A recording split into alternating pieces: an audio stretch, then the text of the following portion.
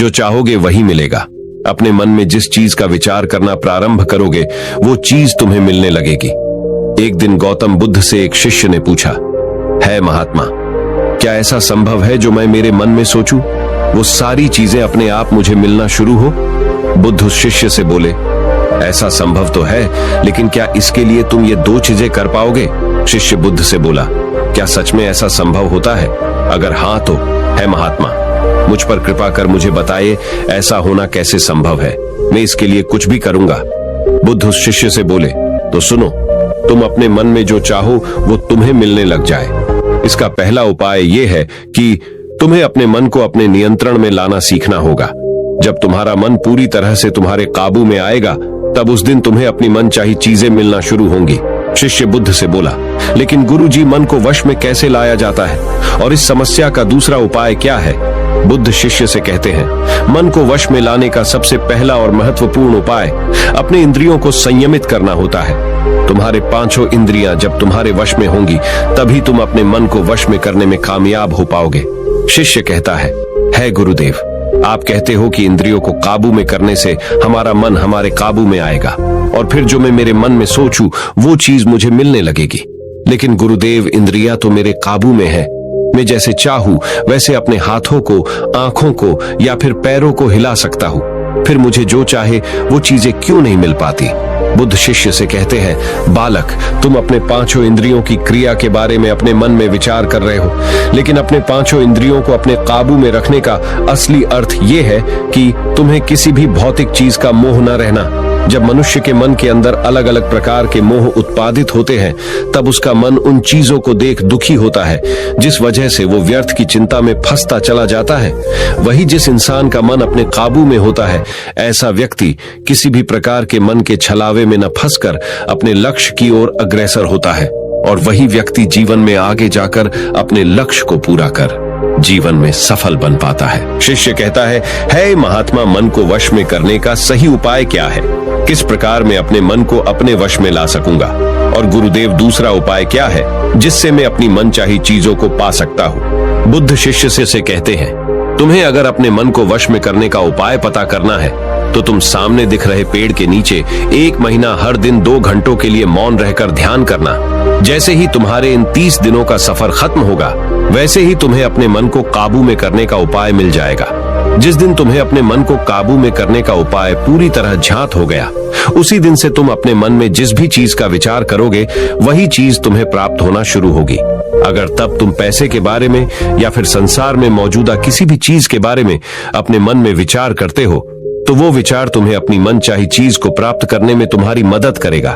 पर इसके लिए तुम्हें अपने मन को वश में कर पाना अत्यंत जरूरी है।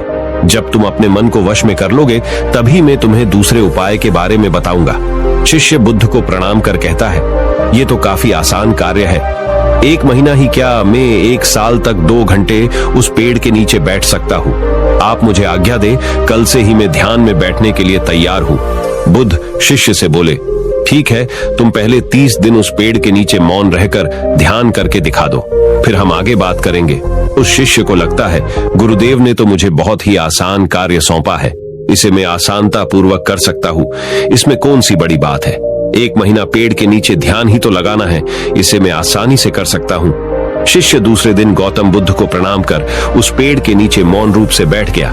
3-4 दिन तक ऐसे ही चलता रहा। शिष्य हर दिन बुद्ध के पास जाता, उनको प्रणाम करता और उस पेड़ के नीचे जाकर मौन रूप से ध्यान करना प्रारंभ करता। लेकिन जब छठे दिन रोज की तरह शिष्य उस पेड़ के नीचे बैठने जाता है तब उस समय उसका मन बेकाबू होने लगता है। उसके मन में अलग अलग चीजों के विचार आना शुरू होते हैं। उसने अब तक जिस लोगों से बुरा बर्ताव किया, अपने साथ गुरुकुल में पढ़ रहे भाइयों को उसने हर बार कैसे मूर्ख बनाया और अपनी तारीफ करने के लिए गुरुजी को कब कब झूठ बोला, इन सारी बातों के विचार उसके मन में उत्पादित होने लगे, जिससे उसका पूरी तरह ध्यान में मन लगना बहुत ही मुश्किल होने लगा। थोड़े दिन बीते, आज उस शिष्य का मौन रहकर ध्यान करने का 17वां दिवस था, लेकिन उसके मन में बार बार आते हुए गलत विचार उसे ध्यान को ठीक से करने नहीं दे रहे थे। इसके लिए उसने मन में निर्णय किया, मैं इस समस्या का हल गुरुदेव से पूछता हूँ, उन्हें इसका हल जरूर पता होगा। 18वें दिन शिष्य के मुंह पर आ रहे भाव देखकर बुद्ध पहले ही समझ चुके थे कि आज ये सिर्फ प्रणाम करने नहीं अपितु किसी समस्या का हल पूछने आया है।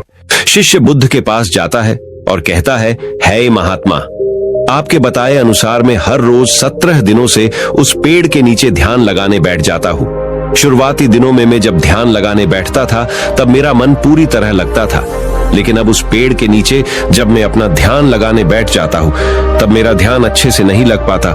मेरे मन में अलग अलग प्रकार के विचार आते हैं। जो विचार मुझे आते हैं उनके बारे में सोचकर मुझे अपनी सोच के ऊपर गुस्सा आने लगता है। मैंने अपने गुरु भाइयों के साथ कितना गलत किया, कितनी ही बार मैंने आपसे प्रशंसा के खातिर झूठ बोला। इन सभी गलतर विचार मुझे अंदर से ही मैं अब तक कितना गलत था इस बात को उजागर करते हैं, जिस वजह से मेरा ध्यान पर मन लगना। तो दूर में ध्यान करते समय इन्हीं विचारों से झुंझता रहता हूँ। हे महात्मा, मुझ पर कृपा करें और मुझे इन गलत विचारों को अपने मन से पूरी तरह खत्म करने में सहायता कीजिए। बुद्ध शिष्य से कहते हैं, तुम्हें जब मैंने पहले दिन मौन रहकर पेड़ के नीचे बैठने के लिए कहा था तब तुम्हारे मन में किसी भी प्रकार के विचार नहीं आ रहे थे, लेकिन अब 18 दिन बीतने के बाद तुम्हारे मन में अपनी गलतियों के विचार उत्पादित हो चुके, जिसका कारण एक ही है। जब तुम अपने गुरु भाइयों के साथ मस्ती करते थे और सबको अपनी तारीफ करने के लिए झूठी कहानियां सुनाते थे, तब तुम शांत रह अपने मन से बातें न कर पूरे दिन गुरु भाइयों के सामने बढ़ावा करने में समय व्यतीत करते थे। लेकिन जब तुम्हारे अपने अंदर अपने मन से बातें करना प्रारंभ किया तो तुम्हें अपने आप ही अपनी गलतियों के बारे में विचार आने शुरू हुए, जिसका कारण एक ही है। व्यक्ति अपने आप से किसी भी सवाल को पूछता नहीं है। लोग शांत रहकर खुद से बात करना पसंद नहीं करते और दूसरों से अपनी समस्याओं का हल पूछकर उदास होते हैं। जब इंसान अपनी किसी भी प्रकार की समस्या का हल शांत रहकर अपने आप से पूछता है, तब उस वक्त उस व्यक्ति की बुद्धि खुद ब खुद उस समस्या को हल करने का रास्ता उस इंसान को बताना शुरू करती है। जब तुम अपने आप से बातें करना प्रारंभ करते हो तब तुम्हें खुद की अच्छाइयां और बुराइयां दोनों दिखना शुरू होती है, जिसका फायदा तुम्हें भविष्य में होना शुरू होता है। यानी जब तुम्हें अपनी गलतियां दिखती तब तुम उन पर शांति से काम कर अपने आप ही आगे बढ़ना शुरू कर देते हो, जिस वजह से तुम अपने मन में जिस भी चीज को सोचते हो उस चीज को प्राप्त करने का रास्ता तुम्हारी बुद्धि तुम्हें दिखाना शुरू करती है। बौद्ध कहते हैं, इसलिए मैंने पहले ही दिन तुम्हें बताया था, जैसे जैसे तुम शांत रहकर अपने मन से विचार करना शुरू करोगे वैसे वैसे तुम्हें अपनी मन चाही चीजें मिलना प्रारंभ होंगी। बुद्ध शिष्य से बोले, गुरुदेव, आपने मुझे दूसरा उपाय बताने का भी वादा किया था। मुझे लगता है वो उपाय इससे आसान होगा। कृपा कर मुझे दूसरा भी उपाय बताइए। बुद्ध शिष्य को बोले, मैं तुम्हें दूसरा उपाय तुम्हारे 30 दिन पूरे होते ही बता दूंगा। शिष्य बुद्ध को निराशा भरी नजरों से देखता है और वहां से चला जाता है। थोड़े दिन बीतते हैं। आज उस शिष्य के 30 दिन पूरे हो चुके थे। शिष्य बुद्ध के पास चला जाता है और बुद्ध से पूछता है, हे गुरुदेव, मुझे मेरा मन इतना हल्का क्यों लग रहा है? आज मेरे मन में पहले से कम विचार आते हैं और मेरे मन में किसी चीज को प्राप्त करने का मोह भी नहीं है। लेकिन गुरुदेव, दूसरा उपाय क्या था जिसे आपने उस दिन नहीं बताया? बुद्ध शिष्य से कहते हैं, दूसरा उपाय था ही नहीं, बस मैंने तुम्हें इसलिए दूसरे उपाय के बारे में बताया था क्योंकि तुम ध्यान के इस 30 दिन में भटक न जाओ। तुम अपने ध्यान के इन दिनों पूरी तरह से खत्म कर पाओ, जिससे तुम्हें अपने अंदर की आवाज को पहचानने में मदद हो और तुम जान सको कि ऐसा संभव जरूर है कि जो तुम चाहो वो तुम्हें मिल सकता है।